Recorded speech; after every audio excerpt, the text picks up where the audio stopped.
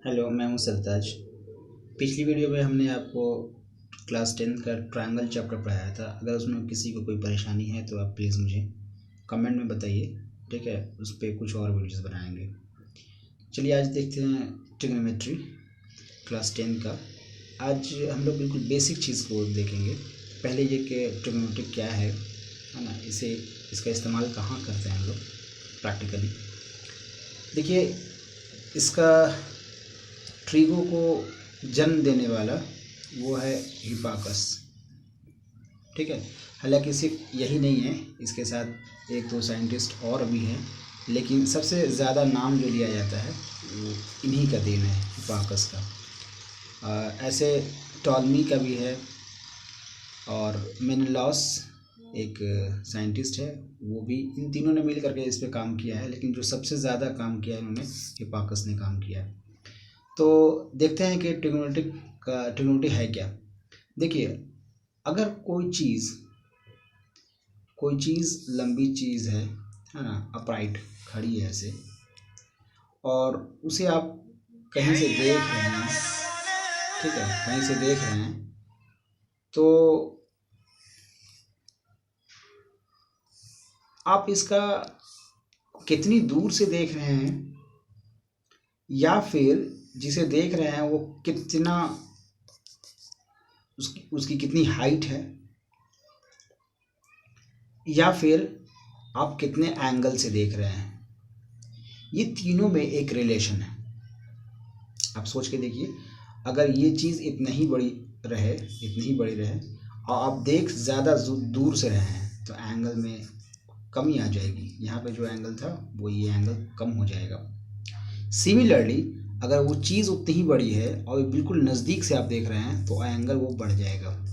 तो इसका मतलब ये है कि देखने का जो एंगल है वो बढ़ेगा या कम होगा, ये इस पे डिपेंड करेगा कि आप कितनी दूर से देख रहे हैं। आप यहाँ से देख रहे थे तो एंगल कुछ था, थोड़ा सा और दूर हो गया तो ये एंगल और कम हो गया, पास आ गया तो एंगल और बढ़ गया। तो ये इससे आपको क्लियर हो गया कि आप कितनी दूर से देख रहे हैं, इस पे एंगल डिपेंड करता है। या फिर इसका उल्टा भी सही है ना, कि एंगल के ज़्यादा या कम होने से ये पता चलता है कि आप कितनी दूर हैं। आपका एंगल बहुत ज़्यादा था, ये इसका मतलब कि आप इस खंबे के पास थे। एंगल बहुत कम है, जैसे कि यहाँ के केस में, तो आप खंबे से, ये अगर ये खंबा है, पोल है, तो इस पोल से काफ़ी दूर है, ठीक है। तो ये दोनों सही है। सिमिलरली, अगर इनको हम कांस्टेंट कर दें, यानी कि हमेशा आप यहीं से देख रहे हैं, तो भी एंगल डिपेंड होगा किस पे, कि खंबा अब कितना बड़ा है। अगर ये खंबा इतना बड़ा है तो ये हो गया, अगर ये चीज़ खंबा इतना बड़ा होता है तो ये ऐसे हो जाता है, कम खंबा और छोटा हो जाता है तो ये ऐसे होता है। तो एंगल दो तीन चीज़ पर डिपेंड कर रहा है। एक तो ये कितनी दूरी से आप उसको देख रहे हैं, और दूसरी चीज़ ये कि खंबा कितना बड़ा है। यानी कि अगर एंगल की बात करें तो एंगल इस पर भी डिपेंड कर रहा है, ये कितना बड़ा है और ये कितनी दूरी से देखा जा रहा है। क्या इसका अपोजिट भी सही है, ये खंबा कितना बड़ा है, ये इस पे डिपेंड करता है कि एंगल आपका कितना है ना, कितनी दूरी से देख रहे हैं, ठीक है। तो ये सब एक दूसरे को प्रभावित करता है, एक दूसरे को अफेक्ट करता है, ठीक है। तो इसमें रिलेशन जो कायम किया है वो हिपाकस ने कायम किया है, यानी कि एक रिलेशन जो बनाया है वो हिपाकस ने। बेसिकली उन्होंने एस्ट्रोनॉमी को, इसको प्रैक्टिकल ज़िंदगी में करने के लिए नहीं किया था। उन्होंने एस्ट्रोनॉमी को बहुत बड़ी बड़ी चीज़ों को देखने के लिए, या फिर वो चीज़ कितनी दूर है या हम उससे कितनी दूर हैं, फिर एंगल कितना ज़्यादा बनेगा कम बनेगा, इस तरह की चीज़ एस्ट्रोनॉमी में उन्होंने वो इस्तेमाल किया था, ठीक है। हालांकि आज ये प्रैक्टिकल लाइफ में भी इस्तेमाल होता है। आप इसके बाद वाला जो चैप्टर है उसमें आप पढ़ेंगे, हाइट एंड डिस्टेंस नाम है, या प्रैक्टिकल एप्लीकेशन ऑफ ट्रिग्नोमेट्री भी कह सकते हैं उसको। पहले तो एप्लीकेशन ऑफ ट्रिगो भी कहते थे इसको। तो खैर, तो उसमें हम लोग पढ़ेंगे कि कैसे ये ट्रिगो को इस्तेमाल करके हम ये सब कुछ पता कर पाते हैं, ठीक है। चलिए, ये तो हो गया बिल्कुल बेसिक बातें। अब देखिए कि ट्रिगो सिर्फ और सिर्फ वैलिड होता है राइट एंगल ट्रायंगल में। अगर ये राइट एंगल ट्रायंगल नहीं है तो वहाँ पे ट्रिगो वैलिड ही नहीं होगा। तो सबसे पहली बात यह कि ट्रिगो जो वैलिड है वो सिर्फ राइट एंगल ट्रायंगल में ही है। अब वो राइट एंगल ट्रायंगल बहुत सिंपल सा भी हो सकता है, बहुत अजीब किस्म का भी हो सकता है ना, लेकिन होना चाहिए राइट एंगल ट्रायंगल। जैसे कि यहाँ पे देखिए, ये बहुत ही सिंपल राइट एंगल ट्रायंगल है, ये भी बस मैंने उल्टा कर दिया, बाकी कुछ नहीं है। अब ये ऐसा भी हो सकता था, ये बहुत छोटा ये बहुत बड़ा, लेकिन ये राइट एंगल ट्रायंगल ही है। ये बहुत छोटा ये बहुत बड़ा, ठीक है ना, तो ये दोनों राइट एंगल ट्रायंगल है। तो ऐसे केस में भी आपको वैलिड होगा, यानी कि वैलिड ट्रिगो को वैलिड होने के लिए आपको आपके पास एक राइट एंगल ट्रायंगल हो, ठीक है। उसके बाद देखिए कि एंगल कैसे पहचानते हैं और बेस हाइट क्या होता है। देखिए आपको एक सिंपल सी चीज़ बताता हूँ कि अगर कोई एक ट्रायंगल आपने ले लिया है ऐसे, ठीक है, और ये है ए, ये बी और ये सी।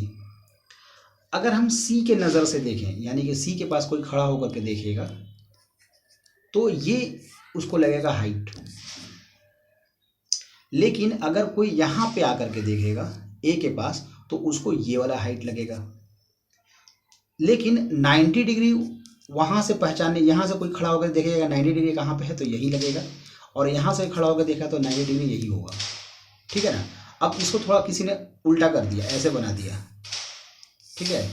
अब यहाँ से कोई देखेगा तो इसको हाइट ये लगेगा, 100% हाइट ये लगेगा। अभी ऐसे था तो इसको हाइट ये वाला लग रहा था। तो हाइट तो चेंजेबल है, लेकिन 90 डिग्री कोई चेंज नहीं कर सकता, चाहे आप इसको कैसे भी कर दीजिए, 90 डिग्री चेंज नहीं होगा। तो याद रखिएगा कि 90 डिग्री चेंज नहीं होता है, और 90 डिग्री के अपोजिट वाला हाइपोटेनस होता है, और वो भी चेंज नहीं होगा। 90 डिग्री के अपोजिट साइड वो हाइपोटेनस होता है, या 90 डिग्री हाइपोटेनस के अपोजिट में होता है, ये दोनों बात सही है, और ये चेंज कभी नहीं होता है। लेकिन ये तो चेंज होगा, ठीक है। अगर ये मैंने ऐसे बनाया, और अब ये हाइट इसे कहें या हाइट इसे कहें, या हाइट इसे कह देते हैं और बेस इसे कह देते हैं, तो ये कहना दोनों ही बहुत ज़्यादा सही नहीं है, जब तक कि ये पता ना हो कि हम बात किसके बारे में कर रहे हैं। अब ये बात करने का क्या मतलब, देखिए अगर ये ट्रायंगल है ए बी सी, अगर हम सी एंगल के बारे में बात कर रहे हैं, है ना, ये सी, तो एंगल सी के लिए हाइट हो जाएगा ए बी, और बेस हो जाएगा बी सी, और चूंकि हाइपोटेनस बदलता नहीं है इसलिए ए सी ही हाइपोटेनस रहेगा हमेशा। लेकिन यही चीज़ अगर हम बात करें ए के लिए, इसके लिए, तो ए के लिए हो जाएगा हाइट हो जाएगा बी सी, और बेस हो जाएगा ए बी। देखिए यहाँ पे चेंज हो गया, ठीक है। यानी कि ये इस पे डिपेंड करेगा कि आप किस एंगल के बारे में बात कर रहे हैं। अगर एंगल ए के बारे में बात कर रहे हैं तो एंगल के ए के अपोजिट वाला हाइट हो जाएगा, और एंगल सी की बात करेंगे तो एंगल सी के अपोजिट वाला साइड हाइट हो जाएगा, और बाकी जो बच गया वो बेस है, ठीक है। यानी सी के अपोजिट वाला, यानी कि ये वाला हाइट, और सी से जुड़ा हुआ ये बेस, और हाइपोटेनस चेंज होता ही नहीं, इसलिए हमेशा ए सी ही हाइपोटेनस हो जाएगा। उसी तरह से एंगल ए की बात करें तो एंगल ए के सामने वाला ये तो हाइट, और ए बी जो हो गया ये बेस, और हाइपोटेनस इसके लिए सेम रह जाएगा।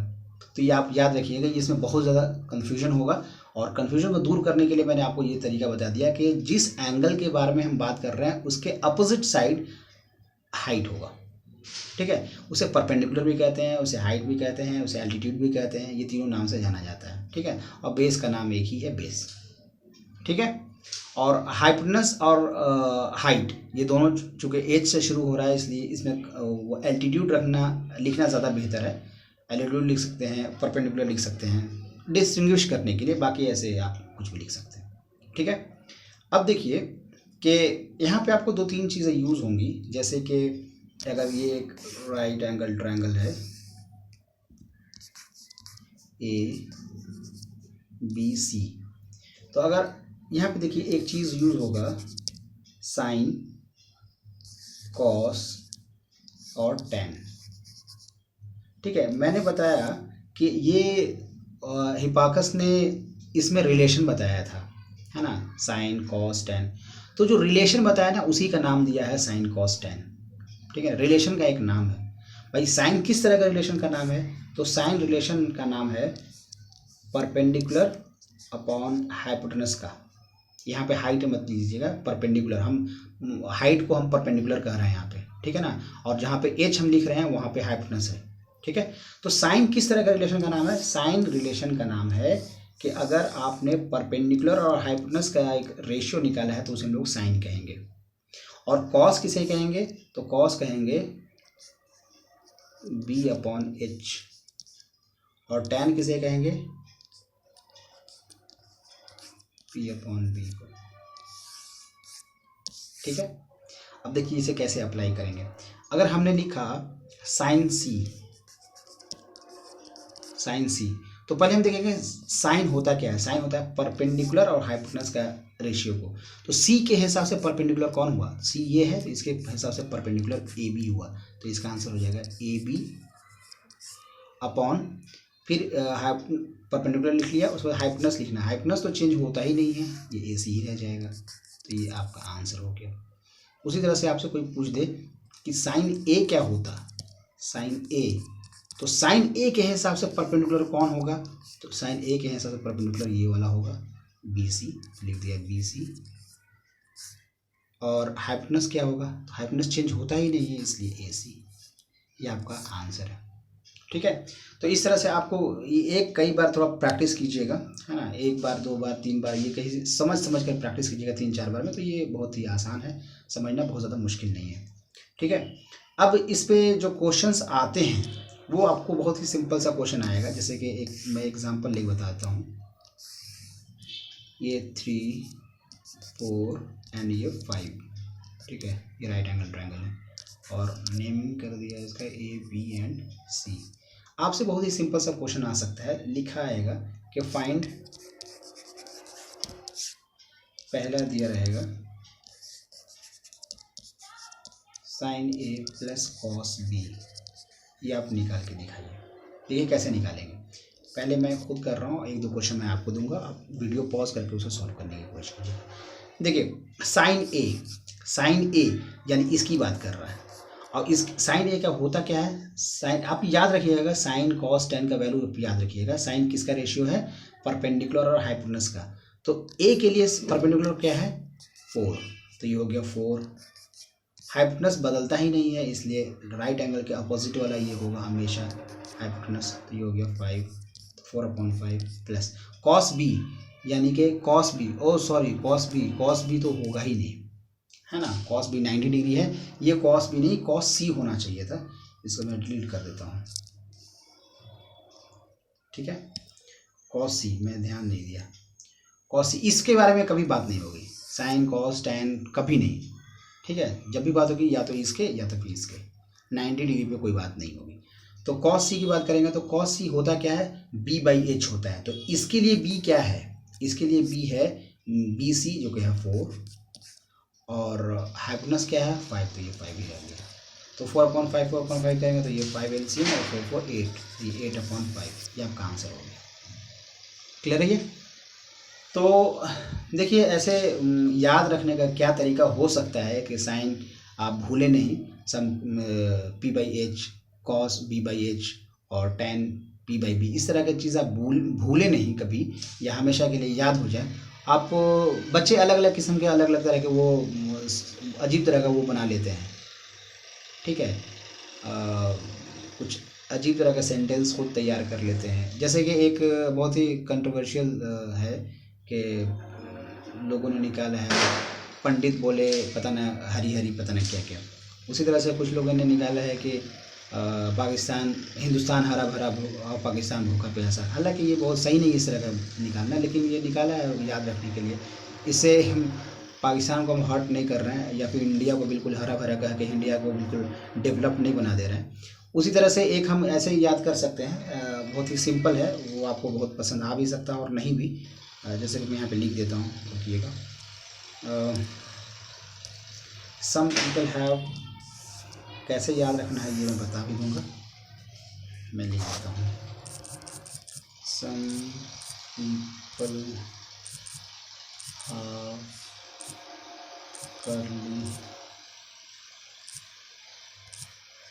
curly brown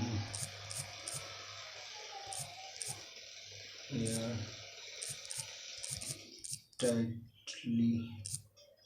full back.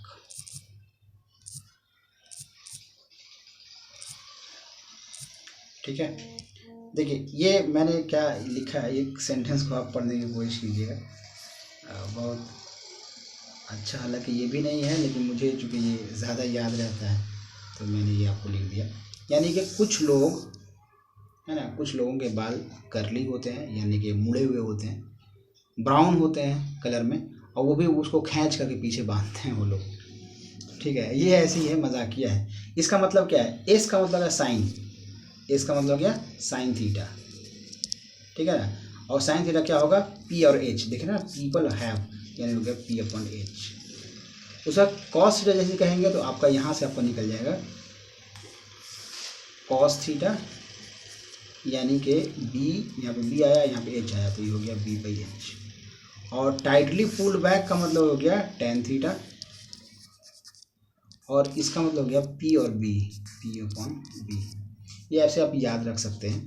ऐसे लोग हिंदुस्तान हरा भरा, पाकिस्तान भूखा पैसे, ऐसे भी याद रखते हैं। तो आप चाहे तो आप जैसे भी, या अपना खुद बना लें ताकि आपको याद रहे हमेशा, बल्कि ये ज़्यादा बेहतर होगा कि आप अपना बना लें, उससे याद रखें। अगर आपको याद नहीं है वैसे तो आप ये याद रखें, या क्लासेस में अलग तरह के बच्चे अलग अलग किस्म से याद रखते हैं। कुछ टीचर्स उनके जो उनके यहाँ पढ़ाते हैं वो भी कुछ ट्रिक बताते हैं, या फिर कोई होम ट्यूशन पढ़ाता है वो भी टीचर बहुत अलग तरह से बताता है। तो खैर ये आपका वो है, कंसर्न है, आप कैसे याद रखते हैं, उससे मुझे मतलब नहीं है। आपको याद होना चाहिए sine theta P by H, cos theta B by H, और tan theta P by B होता है।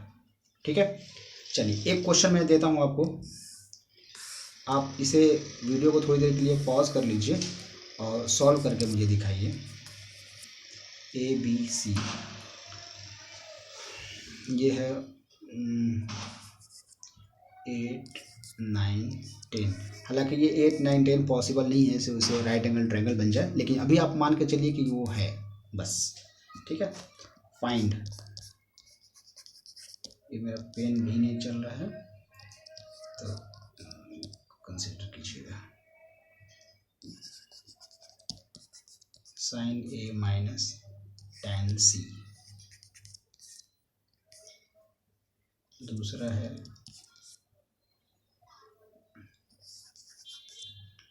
कॉस सी प्लस टेन ए, और तीसरा है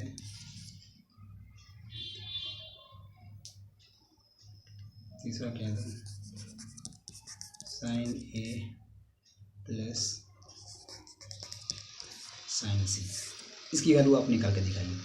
अब इसके बाद या फिर ये कह लीजिए कि साइन कॉस टेन, ये जो है आपने सीखा, साइन क्या होता है, पी बाई एच, तो इसका उल्टा होता है एच बाई पी, और जिसको साइन नहीं कहेंगे अब इसको कहेंगे कॉसेक,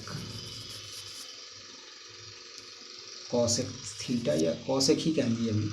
उसके बाद कॉस जो होता है बी बाई एच होता है, और इसका उल्टा होगा एच बाई बी, और जिसको कॉस अब नहीं कहेंगे, अब ये कहेंगे सेक। उसी तरह से टैन जो है वो होता है पी बाई बी, जिसका उल्टा होगा बी बाई पी। अब वो टैन नहीं रहेगा, अब वो हो जाएगा कॉट। तो ये सब एक दूसरे का उल्टा है। ठीक है, यानी साइन का उल्टा कॉसेक, कॉस का उल्टा सेक, टैन का उल्टा कॉट, ये आपको याद रखना है। अब चूंकि ये एक दूसरे का उल्टा है, रेसिप्रोकल है, उल्टा का मतलब कुछ और मतलब मत निकालिएगा, रेसिप्रोकल। रेसिप्रोकल का मतलब ये हो गया कि जो न्यूमरेटर है वो डिनोमिनेटर बन जाता है, और डिनोमिनेटर न्यूमरेटर बन जाता है। पी बाई एच बन जाएगा H by P, B by H by B, P by B by P. ठीक है, तो इस पर भी क्वेश्चंस आते हैं। अब ये आप कर लीजिए, उसके बाद मैं दूसरे में आपको एक होमवर्क दे रहा हूँ, बहुत ही सिंपल सा होमवर्क दे रहा हूँ, उसे आपको करके लाना है। ठीक है, बाकी वो पिछला वाला भी मैंने भी क्लास में ही करने को कहा, ये अभी जो है अभी भी सॉल्व करके दिखाइए मुझे, और मैं कुछ क्वेश्चन दे रहा हूँ उसे आपको सॉल्व करके लाना है। ठीक है, स्क्रीन भेज, वो फ़ोटो क्लिक करके भेज दीजिएगा, या फिर व्हाट्सअप कर दीजिएगा, जैसे आपकी मर्ज़ी वो कर दीजिएगा। ठीक है,